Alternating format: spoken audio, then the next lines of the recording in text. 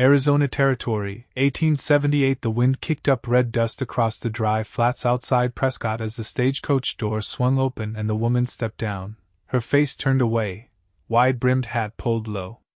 Della Granger knew how people looked at her. She had gotten used to it. Some glanced, others stared, but most just looked away like her scars made them uncomfortable, like they might catch whatever had burned half her face and neck if they got too close. She walked stiffly, her skirts brushing dirt, hand clutching the handle of a worn carpet-bag. She had not been in Prescott since before the fire. That night had taken everything. Her family's ranch outside Globe, her parents, and the life she had known. When the flames came, she had been the only one pulled from the house. The doctor said it was a miracle. But afterward, people treated her like she had crawled out of the ashes with the devil himself.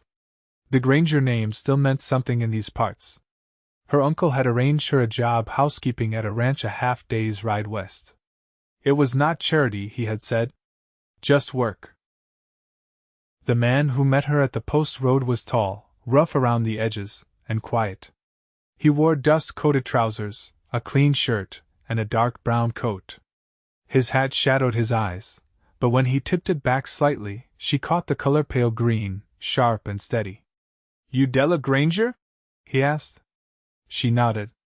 "I am Yates Griffin. I own the place you will be working at. Got your letter from your uncle." She nodded again, unsure what else to say. He looked at her straight on, not flinching, not looking away. She braced herself for the usual flicker of discomfort. But it never came. "You hungry?" he asked. It was the first kindness she had heard in months. They rode in silence most of the way. His horse pulled the wagon steady through dry mesquite and into the hill country. He did not ask about her face or the fire. He did not ask anything.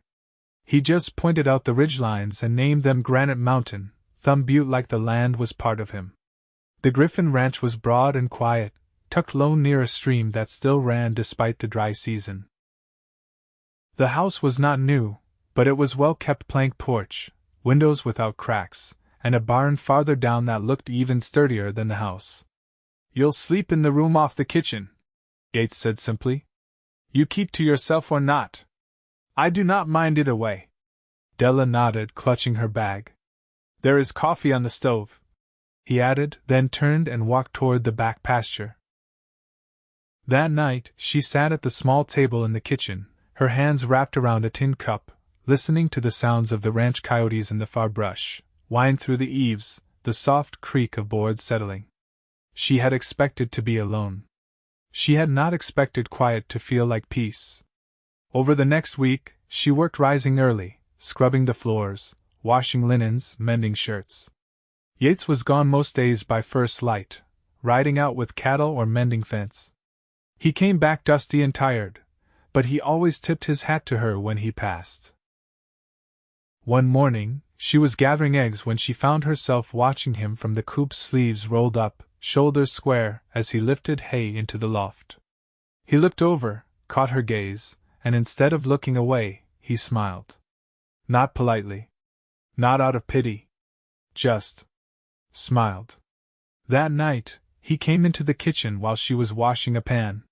He poured himself coffee, then stood there, watching her silently. "I have known men who came back from war," he said finally. "One of them had half his leg gone. Another could barely speak. One had burns like yours." Most folks looked at them like they were not whole anymore. Della froze, her hand in the soapy water. "But they were the strongest men I ever met," he continued. "Because they lived through hell. And they kept living." She turned slowly, her eyes wide. He met her gaze. "Those scars. They are not shame. They are proof you survived." Her throat tightened. She had not cried in months, but suddenly it sat heavy behind her eyes. She looked down, blinking fast. "You do not have to say that. I did not say it to be kind," he said. "I said it because it is true." Della swallowed hard and nodded once. From that moment forward, things shifted. He started eating his breakfast at the table beside her. He brought her a book from town, a second-hand copy of Jane Eyre. She read it by lamplight, and when he caught her crying over it one evening, he did not tease. He just handed her a handkerchief and sat down beside her. He carved a wooden handle for her broom when the old one splintered. She mended the lining of his coat. One day, she was hanging laundry and he came up behind her, quiet as usual. She turned, startled, and he reached out just a simple gesture to tuck a loose curl behind her ear. His fingers brushed the edge of the scar near her temple, but he did not pull back. Instead, his hand lingered a moment too long. "You do not have to be afraid around me," he said, voice low. "I see you, Della. All of you." And for the first time in a long time, she let herself believe it. She had been cast away by neighbors, by cousins, by even the church ladies who used to leave pies on her porch. But here, in the quiet of this ranch, a man had looked at her and seen something more than ruin. He saw her.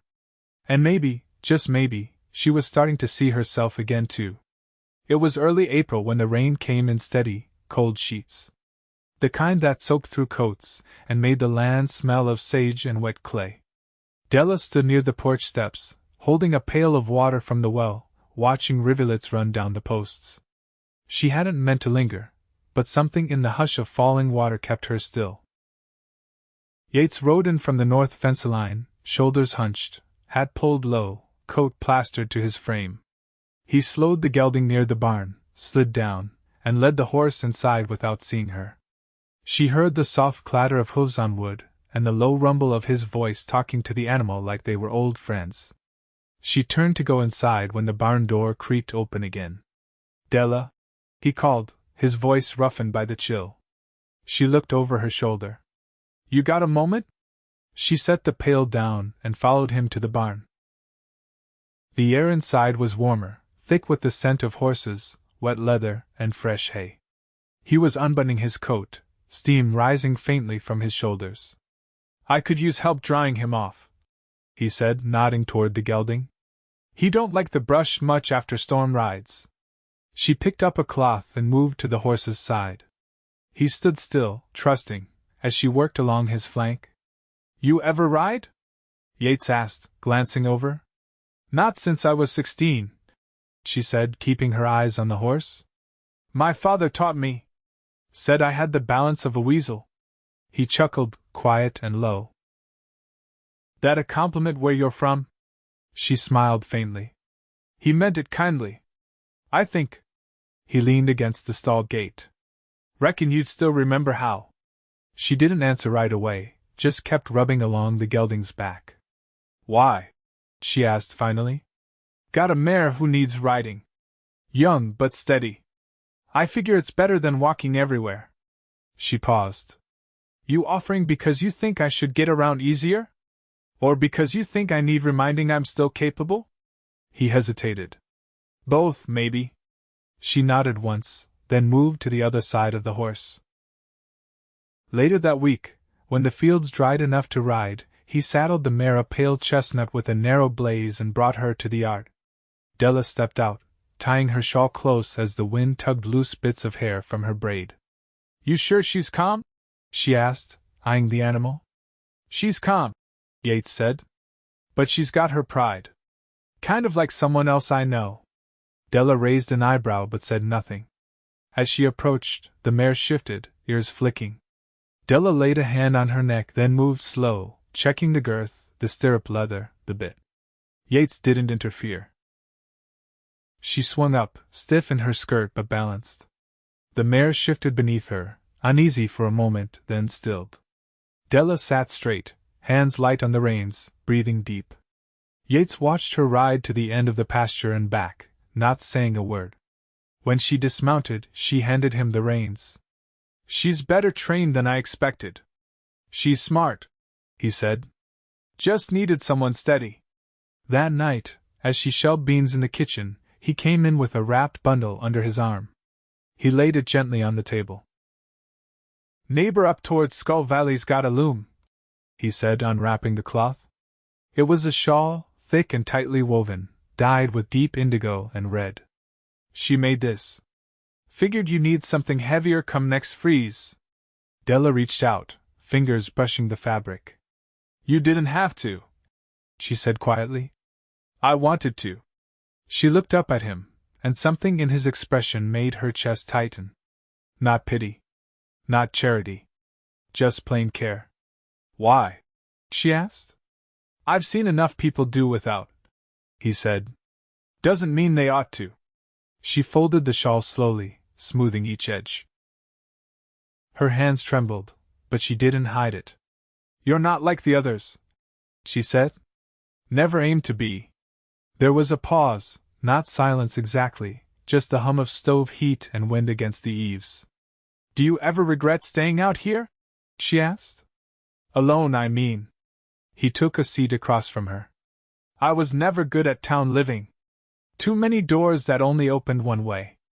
Out here, the land tells you what it needs, and you give it your hands. She nodded. I understand that. He met her gaze. You planning to stay? She hesitated. I don't know what I'm planning. That's fair. He reached for a bean pod, split it clean. But if you decide you might stay, I'd be glad. Della didn't answer. But she didn't look away either. And when his hand brushed hers, she didn't pull back. The sun sat low behind the hills, casting long gold shadows over the western slope. Della had taken to walking the border fence in the evenings, the quiet helping her settle after a day's labor. Her boots pressed soft indentations in the damp earth as she moved along the edge of the pasture, fingertips grazing the top wire. A meadowlark sang from a nearby cottonwood, its notes clear and sure. She hadn't meant to linger, but the rhythm of the dusk held her in place. Yates found her there, one boot propped on the bottom rail of the fence, arms folded across his chest. You always walk this far out? He asked. Only when the light's good, she said, not turning. He stepped beside her but didn't crowd the space between them. You get tired much? I do, but it's the right kind of tired. He glanced at her hands, calloused in places from scrubbing and mending, then turned his gaze toward the horizon, where the hills softened into blue haze. You ever think about running your own place again? He asked. I used to. Her voice was quiet, but even. There was a time I thought I'd marry a rancher, raise a few children, keep chickens that didn't wander off. She looked down. Then the fire came, and all of that felt like it belonged to somebody else. He didn't try to soften it. That's a hard thing to come back from. She looked at him, her face steady. I'm not trying to come back from it. I'm trying to build something new on the other side of it. Yates nodded once, then reached into his pocket and pulled out a small folded square of paper.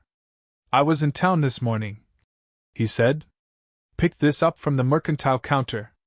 She hesitated, then took it. The paper was worn from his pocket, the ink faint. It was a notice for a spring fair in Prescott livestock judging, quilt displays, fiddle music. I thought maybe you'd want to go, he said. They've got a tent for baked goods. Pies, breads. I remember you said you liked cardamom. I haven't been to a gathering since before. She stopped herself. It's been a while. They won't look at you the way folks did before, he said. You can't know that. I know the people who matter won't. Della looked down at the paper again, then tucked it into her apron pocket. I'll think on it. Back at the house, she stood by the window after supper, watching the wind move through the grass. Yates was outside, stacking kindling near the shed. His coat had slid off one shoulder, and she could see the damp spot where sweat darkened the fabric. He paused, wiped his brow, and looked toward the house. She didn't move from the window. The next morning, she rose earlier than usual. The bread needed baking, and the barn cat had taken to curling up in the flour sack if she didn't get to it first. As she kneaded the dough, she heard the front door open and close, followed by the sound of Yates's boots crossing the floor. He didn't speak right away. Had a letter from my sister, he said finally. Della kept kneading, not looking up. I didn't know you had one. She's up near Camp Verde. Married a blacksmith. They've got 3 boys now. That's a full table. He leaned against the doorframe, arms crossed. She invited me up. Said we could come together, if you're willing? Della blinked. You mean me? I do. She wiped her hands off on her apron, heart lifting and pulling at the same time. Why would she want to meet me? Because I told her about you. She turned slowly. What did you say? He didn't smile, but something softened in his face. That you've got grit. That you saved this place more times than I can count, and you didn't even know it. Della stepped closer, the warmth of the stove behind her, the heat in her chest something else entirely. I don't want to be anyone's burden, Yates. You're not. He met her eyes. You're the reason I don't eat cold beans every night. She laughed, sudden and surprised, and he took a step forward. I'm not asking out of pity, he said. I'm asking because I want you there. At my table. Talking with my kin. Riding beside me. If you want that too. Della studied his face, honest, open, lined from sun and work but not hardened. Her voice came low, but certain. I want to go. He reached out, took her hand, and held it gently. Then we'll go together. By the time the fair arrived, the hills were green again, brushed with wild mustard and purple verbena. The morning they set out, Della wore a borrowed dress from Yates's sister, a soft dove gray with a high collar and mother-of-pearl buttons that ran all the way to her throat. She'd taken in the sides herself, stitched new cuffs, and added a ribbon at the waist the same shade as the sky before rain. Her old bonnet didn't match, but she pinned it firm and kept her chin up. Yates waited by the wagon, sleeves rolled and clean-shaven for the first time since she'd known him. He held the reins loosely, thumb brushing over the edge of his glove, his eyes steady when she stepped out onto the porch. You look ready to give a speech on the courthouse steps, he said. She narrowed her eyes. I'm not much for speeches. Good, he said, helping her into the wagon. I've seen what happens when folks talk too long and say too little. The road into Prescott had ruts from recent wagons, and more than once Della had to brace herself against the seat as they swayed through a low wash. But she didn't complain, and Yates didn't ask if she was comfortable. He simply adjusted the reins, clicked his tongue to the team, and kept his eyes on the road ahead like the hills might whisper something useful if he listened close enough. They reached the fairground by mid-morning.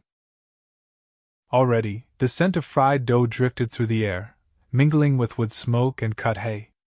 Children darted between tents, men shouted over livestock pens, and women in pressed calico haggled over jars of apple butter and tins of salve. It was loud and close, everything moving at once. Della drew her shawl tighter and stepped down carefully. Yates stayed close but didn't crowd her. He let her choose the pace, nodding only once when she looked to him. They passed the quilting tent first. Inside, colors hung like stained glass burgundies, cornflower blue, soft whites stitched into stars. Della paused, her fingers hovering near the edge of one display.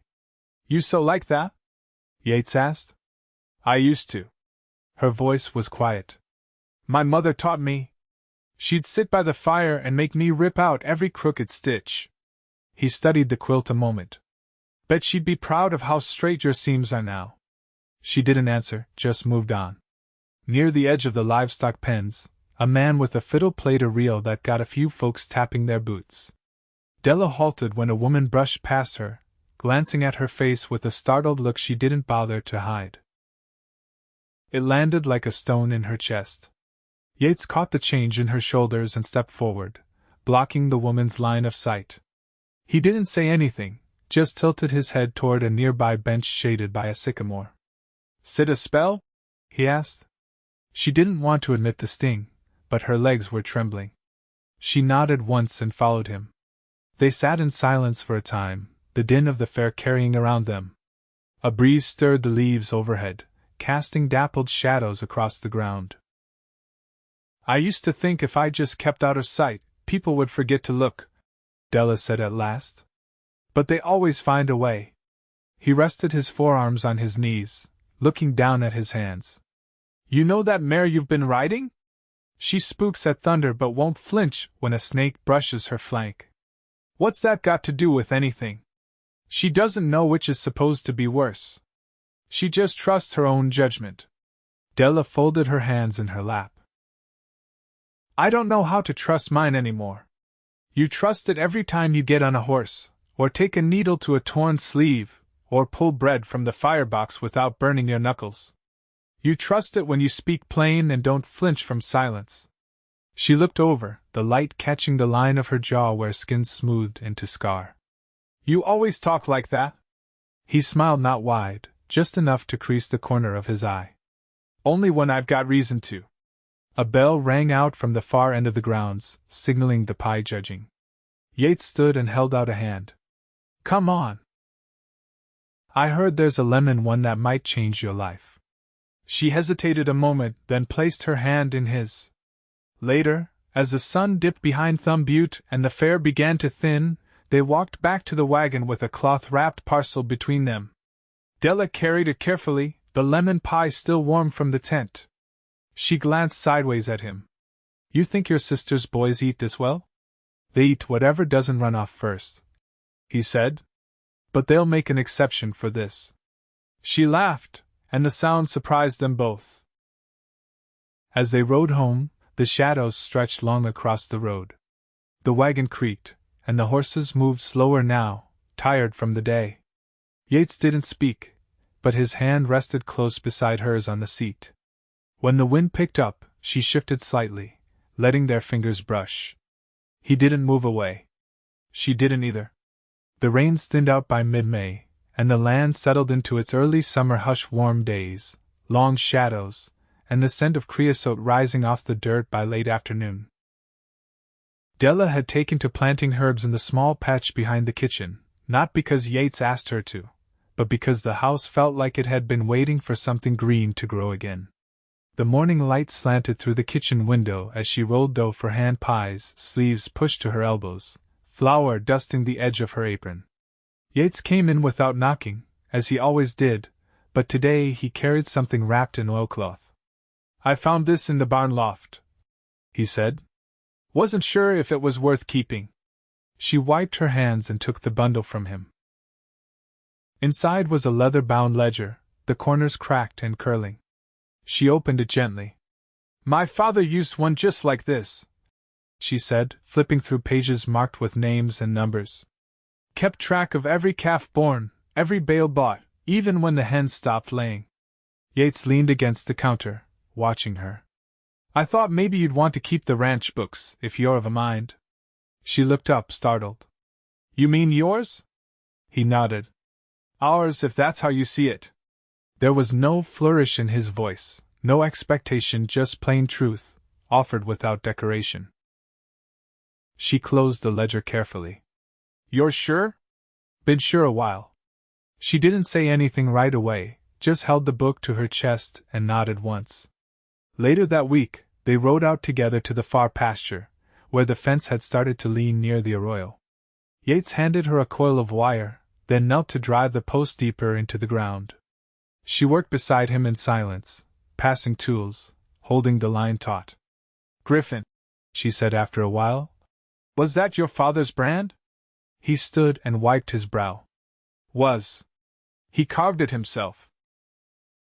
Said it was plain enough not to tempt rustlers, but honest enough to be remembered. She ran a thumb along the post's edge. You ever think about changing it? Only if there's a better name to run the land under. She glanced at him, the corner of her mouth tilting. Granger and Griffin's got a rhythm to it. That it does. That night she sat on the porch with her mending while he whittled beside her. The moon rose slow and full, casting silver across the yard. He set his knife down and looked over. I've been thinking of building a room off the back, he said. Something with windows. For a desk, maybe. She threaded her needle. You trying to give me a place to write the books? I'm trying to give you a place to stay. She set the fabric in her lap. You already did that. He reached for her hand, callous fingers warm against her skin. I mean more than walls and a roof. Della turned toward him. I know. They married under the cottonwood near the creek, just the two of them, with Yates's sister and her husband standing witness. The preacher rode in from Skull Valley, his boots still muddy from morning chores. There was no music, but the breeze through the branches played something soft enough. Della wore a dress she stitched herself, and Yates stood tall beside her in his Sunday coat that didn't quite fit across the shoulders anymore. When the vows were said and the hands bound in linen, he kissed her slow and sure, like he'd been waiting his whole life to do it properly. They returned to the ranch that evening with 2 fresh pies, a length of muslin from Yates's sister, and a small wood-framed mirror Della hadn't asked for but accepted with quiet grace. She hung it in the kitchen, not to stare at what had been lost, but to remind herself of what she had chosen. The days moved forward with rhythm and purpose. She kept the books, managed the household, and rode the fence lines when the mood struck. He built the back room as promised, and she filled it with dried herbs, ledgers, and a small rocking chair gifted by a neighbor. They hosted simple meals for those passing through, and the ranch earned a reputation for being solid, kind, and honest. One morning, nearly a year after the fair, Yates brought in a bundle of wildflowers and set them on the kitchen table without a word. Della looked at them, then at him. "What's the occasion?" "Just glad you stayed," he said. She reached for his hand and held it, thumb brushing the inside of his wrist. "I never meant to. But I'm glad I did." Outside, the horses shifted in their stalls. The wind moved through the grass. Inside the house, it was warm with bread rising in the oven, the ledger open on the desk, and 2 chairs pulled close together by the fire.